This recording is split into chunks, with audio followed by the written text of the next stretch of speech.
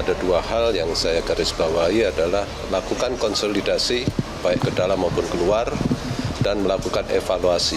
Evaluasi terkait dengan seluruh penanganan perkara termasuk perkara-perkara yang menarik perhatian masyarakat dan perkara yang dinilai cukup besar, dan itu akan menjadi prioritas saya dalam rangka untuk menuntaskan, termasuk juga percepatan.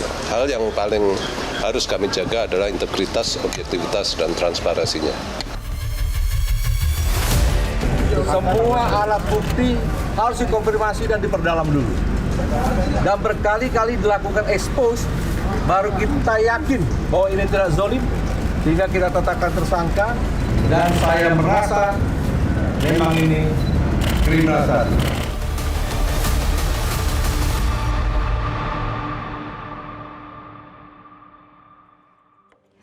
Halo pemirsa, Febri Adriansyah resmi ditahan. Pertarungan hukum kian memanas. Kubu Febri membantah seluruh dugaan dan mempertanyakan dasar hukum penetapan dirinya sebagai tersangka. Sementara itu Kejaksaan Agung menegaskan penanganan kasus Febri Adriansyah telah sesuai dengan koridor hukum.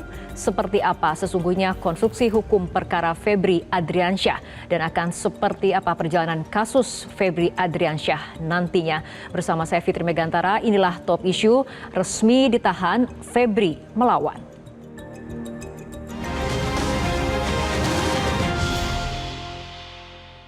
Dan untuk membahas topik pada hari ini telah hadir narasumber di studio mantan penyidik KPK Yudi Purnomo, Koordinator Masyarakat Anti Korupsi Indonesia atau MAKI Boyamin Saiman, pakar hukum pidana Profesor Jamin Ginting. Bapak-bapak, terima kasih telah bergabung bersama kami dalam Top Issue untuk kali ini.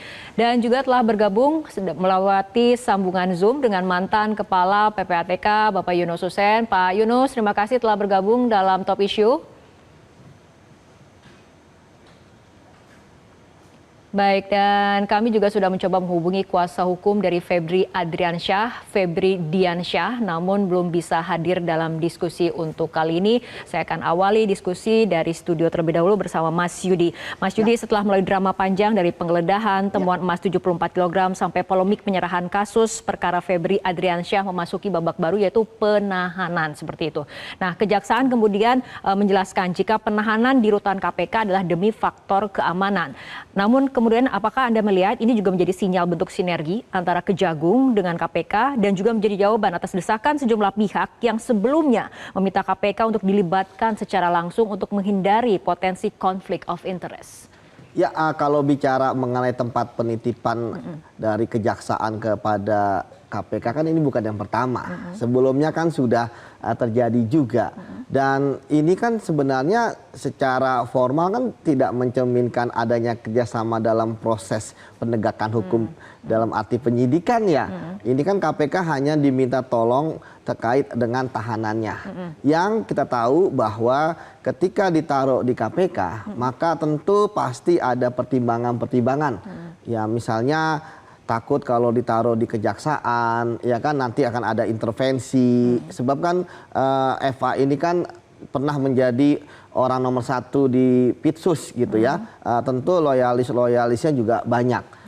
Kalau bicara mengenai apakah ini akan mengobati luka publik karena tidak dikerjakan oleh KPK kasus ini gitu ya, saya pikir tidak. Tetapi setidaknya ya hal ini sudah merupakan hal yang positif lah. Artinya tim 9 sebenarnya sudah mempunyai keberanian lah untuk melakukan penahanan ya, untuk kemudian bekerja sama dengan KPK. Artinya mereka sadar tidak bisa bekerja sendiri. Ada part-part dalam proses penyidikan yang tentu harus membantu ya, harus meminta bantuan kepada yang lain. Termasuk juga bisa jadi nanti ada minta bantuan teman-teman kepolisian ya terkait dengan bagaimana pengembangan perkara, informasi apa yang sudah didapat dan lainnya. Jadi bagi saya ini suatu hal yang positif saja sih, ya kan, melihat bahwa dalam kasus ini terlalu banyak hal-hal yang menjadi pakem, menjadi SOP itu banyak yang tidak dilakukan, termasuk ya tidak diborgol, ya kemudian tidak memakai rompi, ya ini kan tentu hal-hal ini menunjukkan adanya suatu keistimewaan, suatu hal yang tidak terjadi terhadap yang lain yang misalnya menteri aktif lagi kan, atau misalnya ketua-ketua lembaga negara. Begitu Mbak Fitri. Oke, Mas Boyamin ada pandangan lain atau sepakat dengan Mas Yudi? Ya, prinsipnya gini, apapun menurut saya kita harus melihat yang besar dulu. Bahwa mereka tim 9 melakukan surat perintah penyidikan tersendiri, baru, atas konstruksi TPPU. Itu kalau mereka mau menelan aja punyanya polisi dan nanti kalau jelek biar aja pengadilan yang memutus bebas, bisa jadi kan gitu kalau memang tidak ingin dianggap sebagai profesional. Kan itu kita hargai dulu. Terus kedua juga kemudian menetapkan memanggil saksi, hampir mau mangkir terus diancam akan dijemput paksa. Itu kan ketegasan. Terus berikutnya saksi selesai, sore ditetapkan tersangka, malamnya ditahan. Sebenarnya ada suatu yang besar menurut saya, karena ini konstruksi dibikin sendiri, terus kemudian saksi, sore tersangka, malam ditahan. Dan kemudian penahanannya pun di rutan KPK. Kenapa? Kalau tidak ditahan di rutan KPK, kita bisa nuduh, masyarakat pasti nuduh juga, wah itu dapat perlakuan istimewa. Pasti bisa pakai HP, bisa kasur empuk, AC, ruangan luas, karena ada alasan keamanan mereka dipisahkan, Pak Febri dipisahkan dari tahanan yang lain karena takut dipukuli dan lain sebagainya. Jadi malah akan blunder dan jelek gitu. Memang cacatnya, dan itu menurut saya sebenarnya kalau dibandingkan ya menjadi kecil, misalnya tidak diborgol dan tidak ditahan. Toh tujuannya untuk ditahan di rutan KPK. Borgol itu sebenarnya kalau bicara material kan supaya tidak melarikan diri. Nyatanya tidak melarikan diri. Tapi memang rasanya kemudian tidak adil. Orang lain aja diborgol, kok malah dia sendiri tidak diborgol. Kan konstruksinya begitu. Bukan soal salah tidak salahnya gitu. Tapi karena statusnya tersangka dan ditahan, ya maka berlaku. Dan bahkan kalau bicara aturan itu, saya tahu persis itu, pemerintah malah abu-abu sebenarnya peraturan pemerintah nomor 58 tahun 1999. Di sana hanya untuk mencegah melarikan diri. Tapi pedoman Jaksa Agung nomor 3 tahun 2025, baru aja tahun kemarin, itu formil bahkan. Istilahnya tidak ada perdebatan ini keamanan atau tidak segala macam, tapi bahwa dia harus diborgol, dia harus dikasih rompi, bahkan borgolnya pun tangan di belakang. Kalimatnya di pedoman Jaksa Agung nomor 3 tahun 2025 tadi. Bukan soal kalau saya pun bisa berbalik. Kalau dia tidak diborgol, dia bisa merebut senjata api miliknya petugas. Ada tentara kan waktu itu, ada kejaksaan yang pakai pistol segala macam, bisa direbut. Bukan nembak orang lain, nembak diri sendiri bisa loh. Kejadian itu real di luar negeri ada. Nembak diri sendiri karena dia nervous, malu segala macam, terus bunuh diri dengan cara itu. Jadi ini betul-betul dari sisi keamanan, dan itu pun gitu sudah dilakukan dengan baik. Mungkin ya sudahlah kompromi. Kira-kira gini, mungkin aja Pak Febri itu tidak mau karena harga dirinya jadi jatuh, kira-kira kan gitu.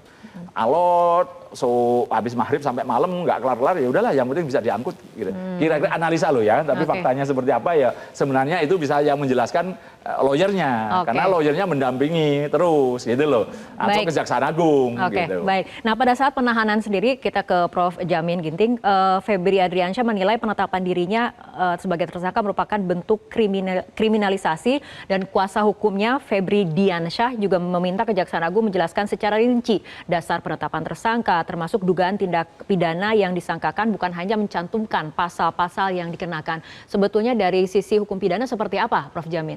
Ya, kalau kita lihat begitu cepat ya, kasus ini bergulir mulai dari penggeledahan dan penyitaan oleh Kortas Tipikor, lalu diserahkan kepada penyidik, lalu nggak berapa lama penyidik bikin expose, setelah expose lalu penetapan tersangka dan ditahan. Waktunya memang begitu singkat. Tentu ini berbeda dengan tindak pidana yang lainnya yang sedang berjalan, perlu beberapa expose. Itu kita pahami memang cepat sekali. Nah, kenapa kasus ini cepat? Karena tentu di dalamnya karena ada public attention yang menilai ini bahwasanya ada relevansi hubungan antara apa yang disita 74 kg emas, uang segala macam terkait dengan pelaku ini. Jadi salah satunya menurut saya hal dilakukan ini demi penyelamatan institusi. Dalam hal ini kejaksaan tentunya begitu. Dengan adanya sikap yang begitu tegas ini, ya tentu ini juga tidak terlepas ya dari Jaksa Agung kita begitu. Jadi Jaksa Agung juga berperan untuk bisa menentukan ya dan tidak melakukan penahanan. Karena kalau saya lihat sekelasnya Jampitsus, tentu nggak mungkin kalau Jaksa Agungnya nggak memberikan keputusan untuk tidak dan ya begitu. Dia harus menerima atau menolak ini. Jadi menurut ketentuan pasal yang diekspos pada saat itu, yang kita tahu saat ini terkait dengan tindak pidana pencucian uang, makanya saya lihat kalau tidak pidana pencucian uang, dasarnya adalah predicate crime, tindak pidana asal. Apa tindak pidana asalnya yang mengakibatkan dia ditahan dengan kasus penyidikan yang dilakukan oleh Kejaksaan Agung ya, bukan dari Kortas. Nah, kalau yang saya lihat ini kemungkinannya ke depan ini, prospek saya, dia tidak akan masuk kepada ranah predikat crime-nya. Dia lebih fokusnya di TPPU-nya. Dan kemungkinannya TPPU-nya itu dia sebagai TPPU-nya dia pelaku pasif, bukan pelaku aktif. Gitu. Artinya dia hanya menerima yang kebetulan menerima dana dari orang lain yang diketahuinya itu bahwa itu dana berasal dari tindak pidana yang dilarang. Contoh, DR mengatakan bahwa itu uang dari usaha pelabuhan atau usaha apa yang disampaikan pada saat itu ya. Nah, kenapa ada di situ? Itu uang saya di rumah orang yang tidak seharusnya. Nah, berarti itu kan ada indikasi menurut saya alibi yang dibangun untuk menyatakan bahwa ini adalah TPPU pelaku pasif gitu loh. Hanya untuk bukan dia pelaku predicate crime-nya, tapi dia cuma kebetulan rumah saya dipakai untuk mengumpulin dana-dana yang berasal dari tidak tahu berasal dari mana. Kalau dalam konsep korupsi ada namanya illicit enrichment, memperkaya diri secara tidak sah, tetapi barang orang lain yang nggak tahu. Kalau kasus seperti ini, kalau kita undang-undang perampasan aset jadi, ini sebenarnya sudah dirampas semua dari awal begitu.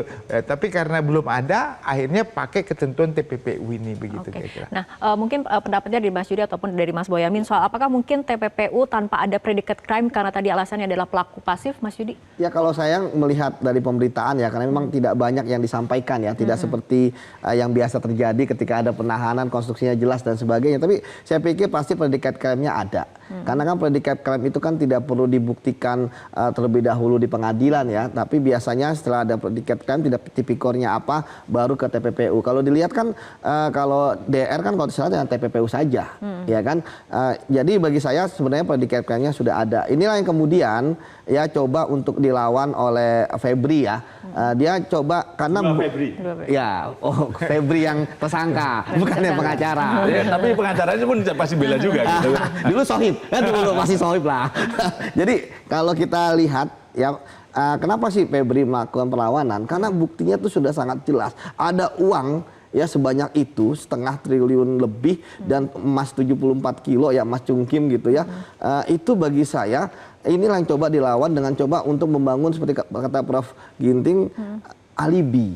Ya, membantah pun sebenarnya kalau membantah udah nggak bisa. Jadi harus membangun alibi. Nah, sekarang permasalahannya adalah orang-orang mana yang akan dipakai untuk membangun alibi. Kalau benar nanti muncul ada orang-orang yang mengaku, justru bagi saya ini bagus. Ya kan, orang-orang itu sesuai nggak ada profilnya dengan orang yang mempunyai uang sebanyak 500 miliar ini. Karena di Indonesia kita bisa menakar lah siapa yang punya uang sebanyak itu, seperti itu. Jadi bagi saya justru perlawanan-perlawanan yang dilakukan ini bagus gitu kan, semakin membuktikan bahwa kerja-kerja tim 9 itu benar, kerja-kerja Polri pada waktu di Kortas Tipikor nangani kasus ini benar, seperti itu. Oke, baik Mas Boyamin, tanggapannya tahan dulu karena kita harus ikuti jeda berikut terlebih dahulu.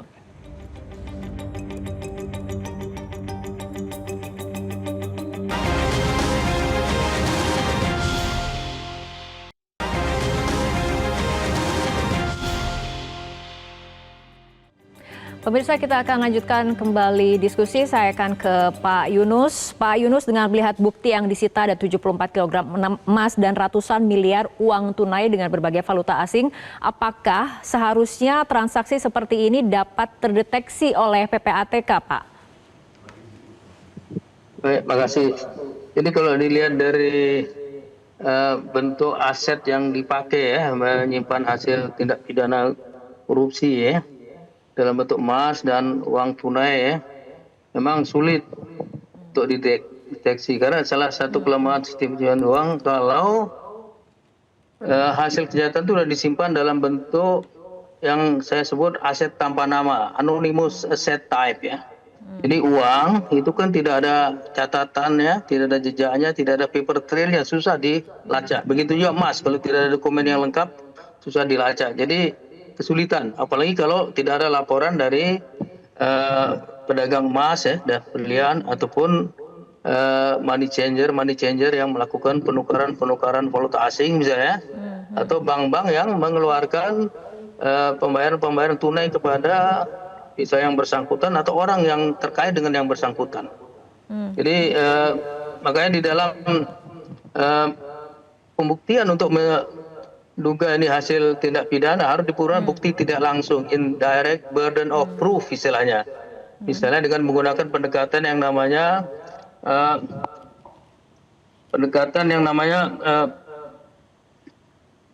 source and application, melihat dari mana penghasilannya berapa besar dan bagaimana penggunaan penghasilannya itu ya, itu dilihat. Kemudian kalau ada yang tidak seimbang, jomplang, berarti ada sumber yang tidak sah ya, sumber yang tidak sah. Kemudian di dalam proses pengadilan nanti ada pembuktian terbalik, pembalikan beban pembuktian, di mana terdakwalah yang wajib membuktikan bahwa asetnya bukan berasal dari tindak pidana. Jadi terdakwalah yang wajib membuktikan bahwa asetnya bukan berasal dari tindak pidana. Biasanya kalau terjadi kegiatan itu sudah pada waktu yang lalu, agak susah untuk membuktikan aset-aset yang berasal dari tindak pidana itu. Dan saya cenderung berpendapat ini kalau dia disebut sebagai pelaku pasif hampir tidak mungkin kalau menurut saya. Karena tindak pidana korupsi itu biasanya harus ada penyelenggara negaranya, harus ada ASN-nya, dialah pelakunya. Masa pelakunya untuk tipikor dan swasta lebih dulu, itu suatu hal yang tidak mungkin ya. Jadi setelah dia menerima suap ataupun gratifikasi, dilakukan transaksi, mengubah bentuk hasil kejahatannya, atau mentransfer hasil kejahatannya, kelihatannya tidak lazim, tidak wajar, mengikuti modus-modus cuci uang seperti anonymous asset type tadi, maka disitulah terjadi self laundering ya, pencucian uang oleh para pelakunya sendiri. Ini diakui dan sudah ratusan jurisprudensi. Dan di sini cuci uang itu dia sebagai independent crime ya, independent crime di mana dia bisa dengan alat bukti yang indirect tadi bisa diproses ke pengadilan, nanti dia yang buktikan ke pengadilan, dan sudah ada putusan pengadilan misalnya di Batam yang menyebutkan dalam kasus Ronald Tanur tahun 2017 disebutkan cuci uang itu adalah tindak pidana yang independen. Sepanjang diuraikan perbuatan-perbuatan yang menyimpang, kemudian ada hasilnya disembunyikan, disamarkan, itulah yang namanya tindak pidana pencucian uang. Jadi dia bisa stand alone, money laundering, bisa berjalan dengan sendirinya gitu. Tidak harus dibuktikan dahulu tindak pidana asalnya. Sesuai dengan Undang-Undang 8 2010 ya, pasal 69 bilang tidak wajib dibuktikan terlebih dahulu. Dan sudah terlalu banyak jurisprudensi yang menyatakan tidak wajib dibuktikan terlebih dahulu ya. Termasuk di jurisprudensi dari Pengadilan Umum udah ratusan, dari MK ada 3 ya. Standar internasional juga begitu, tidak wajib dibuktikan terlebih dahulu ya. Oke, baik Pak Yunus, saya akan kembali ke studio. Mas Boyamin, ini mungkin Pak Yunus berbeda dengan Bang Jamin mengenai pelaku pasif. Nampaknya untuk Pak Febri ini bukan pelaku pasif menurut Pak Yunus. Mas Boyamin sendiri? Di Kortas Tipikor kan sudah dikonstruksikan pemerasan untuk tidak pidana korupsinya gitu kan. Ya meskipun kita harus praduga tidak salah, dugaan pemerasan dah gitu. Tapi tersangkanya kan juga dugaan pemerasan. Nah, siapa yang diperas? Ya ada inisialnya F atau ada lah, pernah disebut-sebut juga oleh media massa, pernah ada peristiwa sebelumnya soal penganiayaan orang di sebuah hotel, itu kan kemudian konstruksinya itu gitu. Nah, apakah betul-betul bisa dikonstruksikan pemerasan saat itu terhadap seseorang yang diperiksa sebagai saksi? Karena kan saksinya inisialnya TK kan itu ada. Nah, itu konstruksinya oleh kepolisian itu dikonstruksikan begitu. Nah, nanti apakah juga akan dikonstruksikan itu di Kejaksaan Agung? Nyatanya kan juga diterima. Nah, Ini kan melengkapi aja saya kira TPPU yang seperindik baru itu melengkapi aja untuk yang apa atau yang mana gitu. Memang ada peristiwa TPPU berdiri sendiri, saya mengalami itu di tahun 2010-2011 di Tegal, itu pengadilan Tegal. Ada orang pegawai bank bekerja sama dengan debitur, pura-pura punya lahan, padahal ya punya sebagian kecil aja. Terus kemudian dimacetkan, terus duit tadi untuk beli rumah disamarkan segala macam. Nah, itu TPPU tunggal, bahwa ceritanya memang ya asal usulnya uang dari mana, bahwa tidak pidana pembobolan bank segala macam tidak ada gitu. Memang bisa aja begitu, tapi saya yakin memang betul ini di Kejaksaan Agung ini tidak akan istilahnya berdiri sendiri TPPU, karena ini kan yang dihadapi adalah mantan Jampitsus yang disertasinya doktornya juga pencucian uang. Kalau prosesnya ini, meskipun begitu, saya harus mengatakan kalau sebenarnya tidak ditemukan uang hampir setengah T dan kemudian emas 74 kg itu, mungkin saya posisinya berada di Pak Febri, bahwa ini saya akan ngomong koruptor memukul balik, kan kira-kira gitu. Baik, saya akan kembali ke Prof. Jamin. Dari pihak Kejaksaan Agung sendiri kan hingga saat ini memang masih belum membuka secara rinci ya mengenai materi pembuktian, karena ada alasan kalau misalnya dibuka bisa menyulitkan proses penyidikan ke depan. Nah, respon Anda? Ya, saya kira bukan tidak membuka, tapi tidak menemukan tepatnya menurut saya. Kenapa? Karena sampai sekarang menurut saya belum ada penemuan bukti yang menunjukkan bahwa Febri yang jadi tersangka ini melakukan predikat crime ya. Ya, yang tadi kan saya kenapa kalau pencucian negatif. Kenapa? Transaksinya nggak, pasti kalau kita buka rekeningnya nggak ada namanya. Atau dia pernah meras orang dengan kasus pemerasan, atau dia menerima suap secara direct bribery, itu nggak ada. Menurut saya pasti nggak ada. Nah, ini yang sulit untuk bisa dibuktikan. Bagaimana cara pembuktian? Maka perlu adanya peran penyerta. Peran penyerta itulah yang nanti yang akan didudukkan. Peran penyerta yang memeras atas perintah siapa, aktor intelektualnya siapa, nah itulah nanti peran penyerta bersama-sama dengan dia sebagai suatu predikat crime. Nah, apakah peran penyerta ini mau buka suara menyatakan saya diperintahkan? Itu agak lebih sulit lagi. Nah, kalau ada yang berani, ya tentu bagus. Tapi kalau sampai tertutup, bahkan mungkin ada korban sampai mati atau gimana gara-gara itu, bisa saja terjadi kan, kalau supaya menghilangkan jejak sebagai saksi bisa juga kan. Nah, tapi ini harus menjadi catatan kita. Jadi sampai sekarang bukan mereka bilang nanti sulit-sulit, tapi kalau menurut saya belum ditemukan direct evidence terkait dengan predikat crime yang dilakukan saudara Febri. Apakah suap, apakah pemerasan, apapun itu. Kalau menurut saya belum bisa ditemukan. Yang ada kemungkinannya adalah peran penyerta. Tapi pertanyaannya, peran penyerta itu mau nggak dia menyebutkan kalau ini atas perintah saudara Febri? Kalau dia pasang badan sendiri, nggak ada evidence, nanti pengadilan juga susah untuk membuktikan perbuatannya. Nah, makanya larinya dari pencucian uang tadi. Mas Yudi, Anda sebagai penyidik, menurut Anda apakah memang belum ada penemuan bukti langsung predikat crime ini? Ya, kalau menurut saya sih sudah ada ya, tapi kan memang akibat teman-teman kejaksaan irit bicara ya, untuk kemudian menyampaikan baik secara analis yuridis maupun analis fakta secara kronologis, apa sih perbuatan-perbuatannya kepada publik yang selalu biasanya kita dengar ketika proses penahanan ya, pasti ada kompers yang menyebutkan terkait dengan pasalnya berapa dan sebagainya, tapi kemarin ketika kompers kan tidak banyak yang disampaikan. Apakah kemudian ini adalah strategi penyidikan yang dilakukan? Bagi saya tentu memang sekali lagi tidak ada pakem yang mengharuskan seperti itu gitu ya, itu yang pertama. Kemudian yang kedua, memang kalau kita bicara mengenai kejahatan yang dilakukan oleh intellectual dader, dia pasti akan membuang jauh-jauh ya kan perbuatan korupsi gitu ya, baik itu menerima langsung, baik itu memeras langsung, menerima gratifikasi langsung, pasti akan menggunakan tangan kedua ya, yang istilahnya menjadi eksekutornya. Dia sebagai intelektual dader pasti akan bersih-bersih.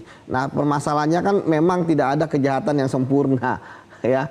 Memang yang menarik adalah ketika saya menangani banyak kasus besar ya yang sampai ke luar negeri dan sebagainya, itu mereka tuh tidak ditemukan uang yang sangat besar di rumahnya. Mereka sudah melakukan layering yang canggih, misalnya offshore, ya kan, misalnya perusahaan cangkang, ataupun kemudian membeli perusahaan-perusahaan di luar negeri, ya, atau di negara-negara tax haven gitu ya. Nah, jadi ini memang menarik ya, bahwa dengan posisi pengalaman sebagai penegak hukum, ilmu teorinya juga bagus gitu ya, tapi ternyata masih naruh uang di rumah, ya bagi saya ini udah sebuah hal yang akan sangat sulit ya untuk kemudian dibuktikan istilahnya itu bukan punya dia dan sebagainya. Tapi walaupun asas praduga tak bersalah tetap dikedepankan, tapi bagi saya ya bahwa ketika ini pasti akan banyak pada keterangan-keterangan saksi. Ya, apakah kemudian ada saksi yang pasang badan dan sebagainya? Saya pikir tidak jadi masalah saja. Pasti banyak petunjuk, pasti banyak hal-hal lain dan sebagainya. Apalagi kita bicara mengenai kayak masuk kasusnya Zarub Richard misalnya kan, ya bagaimana kan asetnya itu bisa dirampas semuanya untuk negara dan kemudian juga bisa dipidanakan. Saya pikir kalau misalnya mau minimal ya pembuktian ya pasti itu, tapi kan tidak, karena kita lihat bagaimana kepolisian ya mampu juga dalam waktu sekejap berhasil membuktikan 3 perkara ya, dan kemudian ditindaklanjuti oleh teman-teman kejaksaan. Jadi bagi saya overall perkara ini on the right track, begitu Mbak. Oke, kita akan lanjutkan lagi perbincangan pemirsa, tapi kita ikuti jeda berikut terlebih dahulu.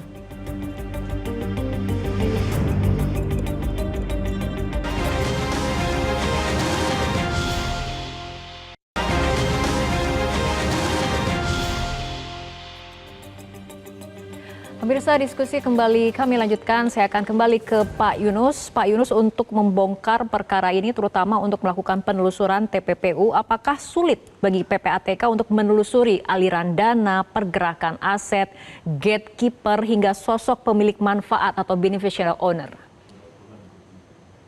Jadi memang kalau sudah tunai atau anonymous ETF lebih susah, sehingga PPATK perlu turun kelihatannya mengaudit bisa pedagang emas, berlian, money changer atau bank ya. Nah, uang-uang yang tersita oleh penyidik itu ada ikatannya, di broadcast ada ikatannya, ketahuan itu uang dari bank mana. Coba diperiksa di situ ya. Money changer juga seperti itu ya. Mudah-mudahan ketahuan dari mana uang dan pergi kemana uang itu ya. Jadi harus turun tangan. Nanti PPATK juga bisa melakukan semacam financial analysis menggunakan net worth analysis ya. Yang tadi seperti source and application. Ini pembuktian tidak langsung mengenai hasil kejahatan sudah banyak dilakukan di Belanda, di Belgia, Irlandia, Inggris, bahkan di Malaysia. Kalau cari direct evidence susah ketemu, nggak bakal ngaku dia ya. Jarang yang mau ngaku, ataupun orang yang disuruh juga. Tapi indirect evidence bisa berbicara, sehingga penyidik bisa memulai penyidikan TPPU. Nanti hasil kejahatan itu sendiri dia harus buktikan yang disita itu di pengadilan, bahwa ini berasal dari sumber yang sah. Saya menduga, kalau lihat uang tadi, emas tadi segala macam itu ya, itu sudah merupakan indikasi pencucian uang. Kenapa? Tidak sesuai dengan income-nya. Kemudian yang kedua, dia pakai model-model anonymous asset type ya. Kemudian valuta asing juga dipakai ya. Valuta asing di Indonesia kan uangnya rupiah, alat pembayaran. Kenapa pakai valuta asing? Kemudian jumlah yang sangat-sangat besar ya. Kalau untuk sebuah yayasan tidak normal, yayasan bisa memerlukan emas sampai 74 kilo, uang sampai sekian puluh miliar ya. Kalaupun ada yayasan, biasanya yang di belakang yayasan yang mengendalikan orang itulah yang kita sebut beneficial owner. Beneficial owner of corporation, dia yang mengendalikan. Kalau tidak ada korporasi, tidak ada yayasan, ada transaksi, dia beneficial owner of legal arrangement. Dia pakai orang lain bertransaksi. Misalnya saya pernah ambil contoh, Sekjen Mahkamah Agung pernah bertransaksi dengan menantunya. Dia bilang saya nggak lakukan apa-apa. Tapi dia yang sebagai oid locker, beneficial owner itu sebagai oid locker yang menggerakkan si menantu untuk melakukan macam-macam. Orang yang disuruh itu yang disebut gatekeeper. Dia yang menjaga, yang menyembunyikan, menyamakan harta yang berasal dari tindak pidana yang disuruh oleh beneficial owner. Beneficial owner itu kalau lihat pasal 20 KUH pidana, dia termasuk di dalam orang yang menggerakkan atau weight locker dari suatu tindak pidana itu gitu. Jadi kalau dibilang dia pelaku pasif, saya sangat tidak sepakat. Terus terang saja, saya punya inside information, saya pernah bertemu dengan beberapa orang maupun dan kawan-kawan. Ternyata memang kalau dilihat modusnya, ini diduga yang bersangkutan di samping meminta langsung dari si tersangka, juga bisa memaksa atau meminta pakai pengacara yang ditunjuk oleh yang bersangkutan. Itu salah satu caranya. Misalnya ada salah satu direktur BUMN ya, mau jadi tersangka, kamu lewat orang lain disuruh bayar. Disepakati kurang lebih 6M gitu ya. Terjadilah transaksi itu. Jadi kalau dibilang dia katalah pelaku pasif, saya kira terlalu naif ya. Terlalu naif. Kawan-kawan mantan jaksa pernah bercerita juga seperti itu ya. Dan ada bukti, saya pernah mendengar langsung dari orang yang temennya itu diperes. Dia cerita seperti itu. Diduga itulah cara dia mengumpulkan hasil tindak pidana. Jadi kalau dibilang pelaku pasif, saya sangat tidak sepakat. Apalagi pelakunya swasta, nggak mungkin. Korupsi itu selalu ASN dulu yang lakukan, selalu penyelenggara negara. Swasta tuh ikut diperalat, mau sebagai gatekeeper, mau sebagai orang yang digerakkan, bisa-bisa saja. Tapi kalau dibilang dia pelaku pasif, saya kira jauh dari fakta yang ada kalau menurut saya.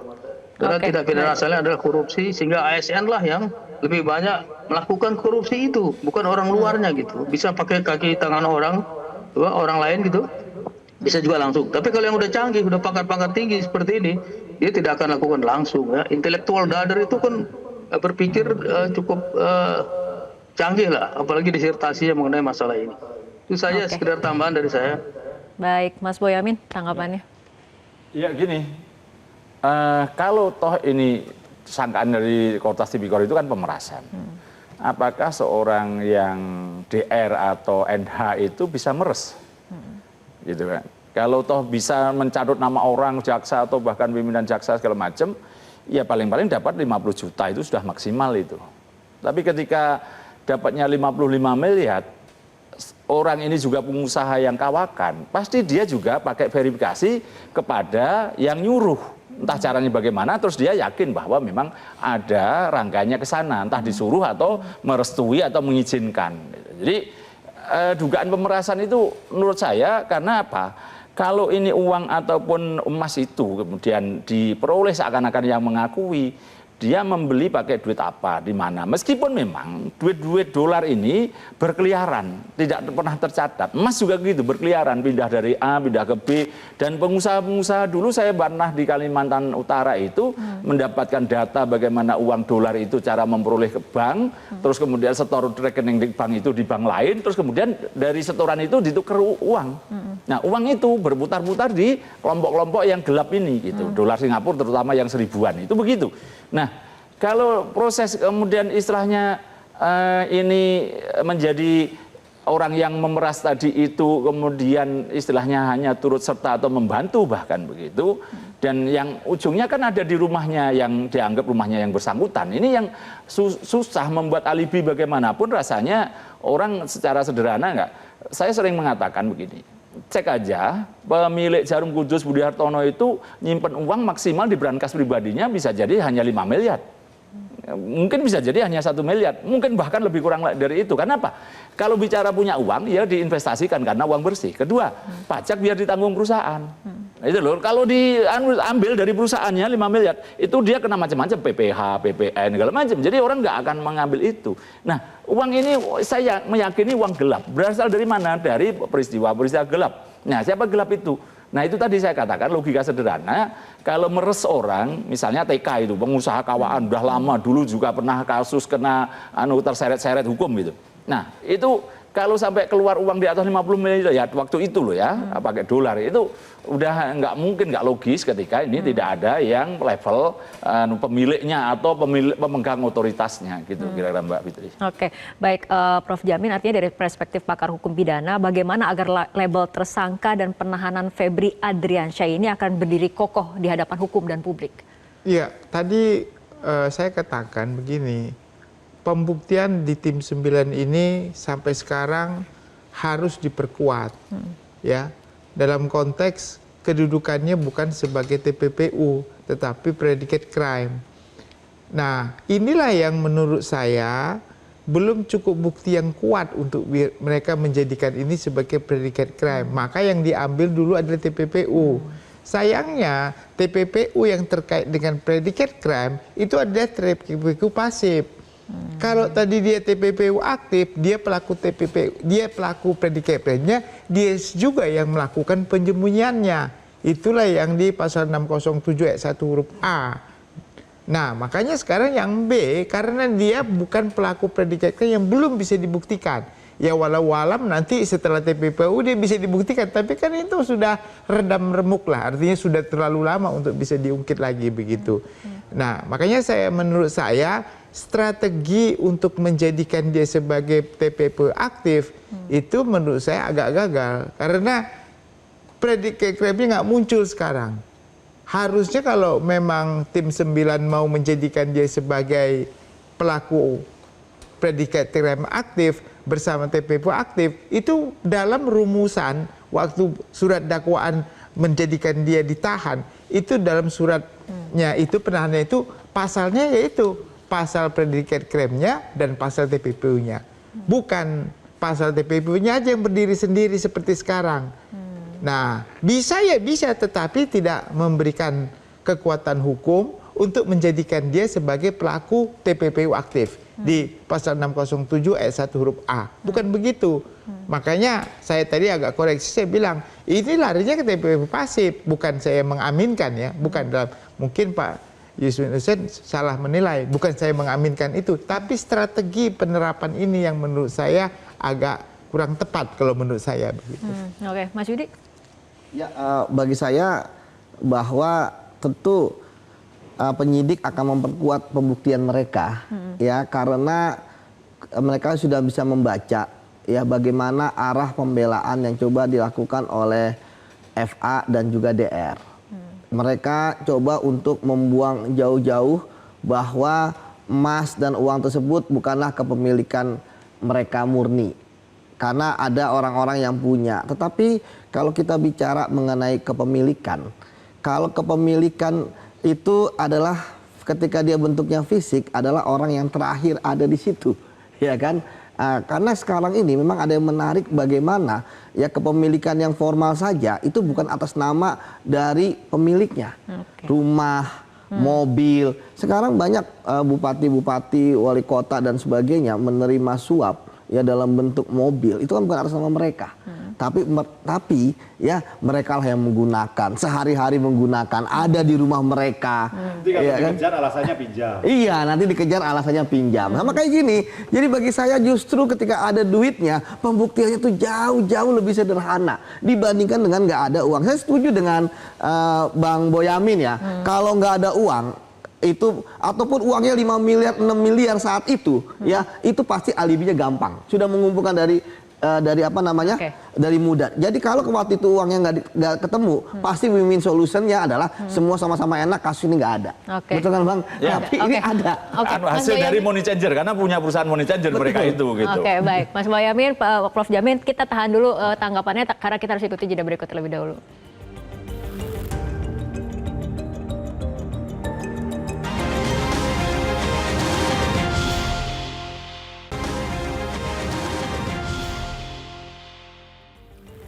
Pemirsa, kita akan lanjutkan kembali perbincangan. Saya akan kembali ke Pak Yunus. Artinya Pak Yunus, strateginya ini ke depannya harus seperti apa untuk mendukung pembuktian yang kuat dalam pengusutan perkara ini? Jadi begini, di dalam TPPU yang penting itu adalah adanya hasil kejahatan ya, proceed of crime. Bukan tidak pidana asal yang harus dibuktikan, tidak sama sekali. Undang-undang tidak menyebutkan demikian. Kalau lihat pasal 607 ayat 2 ya, kalau dulu pasal 2 ayat 1 Undang-Undang 8 2010, di situ disebut harta kekayaan. Itu dulu yang harus diindikasikan berasal dari pidana. Bagaimana caranya? Tadi saya sudah sebutkan beberapa negara seperti Belanda, Belgia, Irlandia, Inggris, bahkan Malaysia menggunakan indirect burden of proof. Jangan cari direct, tidak akan ketemu. Indirect setelah ada indikasi itu hasil kejahatan, masuklah cuci uang. Nanti aset-aset yang sudah disita tadi seperti emas, uang itu dialah yang wajib membuktikan si terdakwa di pengadilan bahwa itu bukan berasal dari sumber yang tidak sah, sumbernya sah, dia harus buktikan gitu. Kalau misalnya uang itu ada di rumah seseorang, berlaku prinsip yang namanya ini besit berlaku sebagai titel yang sempurna dalam hukum perdata. Di mana barang bergerak itu berada, dipegang siapa, dialah yang memiliki. Kalau ada di rumah orang ya uang itu punya yang punya rumah gitu. Kalau yayasan ngaku, kita lihat laporan tahunan yayasan, benar nggak dia punya aset sebesar itu? Itu kewajiban yayasan. Nah, itu perlu dilihat untuk membuktikan ketidakbenaran bahwa itu sumbernya adalah sumber yang sah. Oke, baik. Nah, Makasih, dari Pak. baik Mas Boyamin sendiri seperti apa strateginya untuk pembuktian?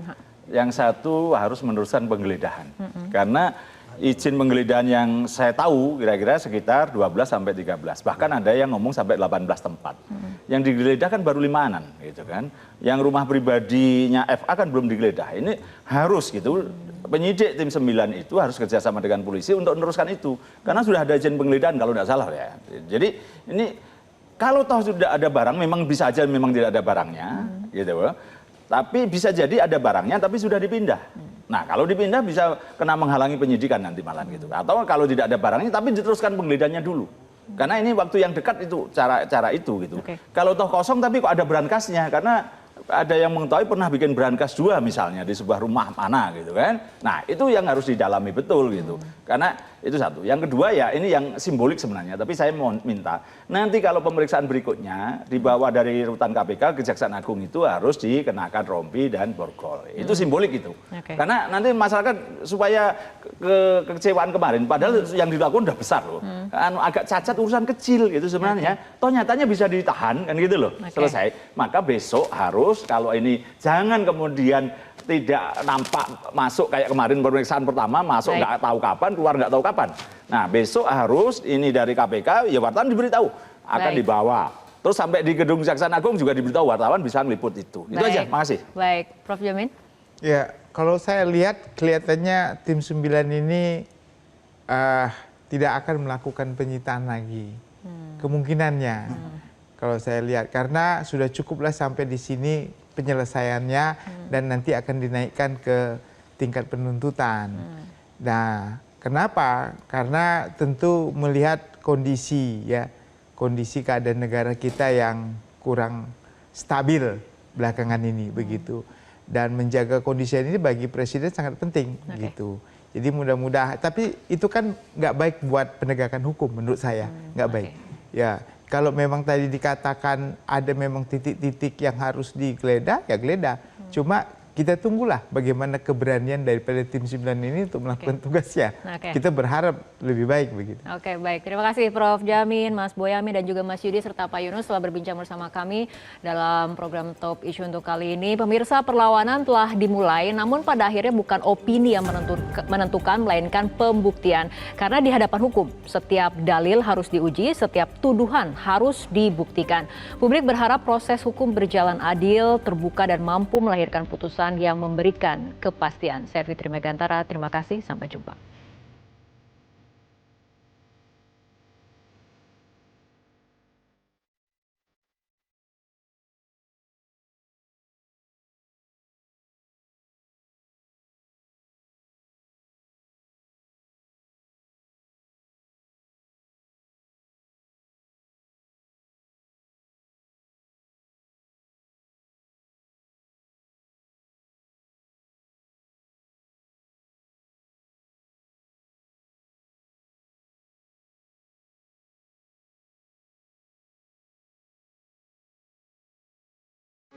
Metro TV.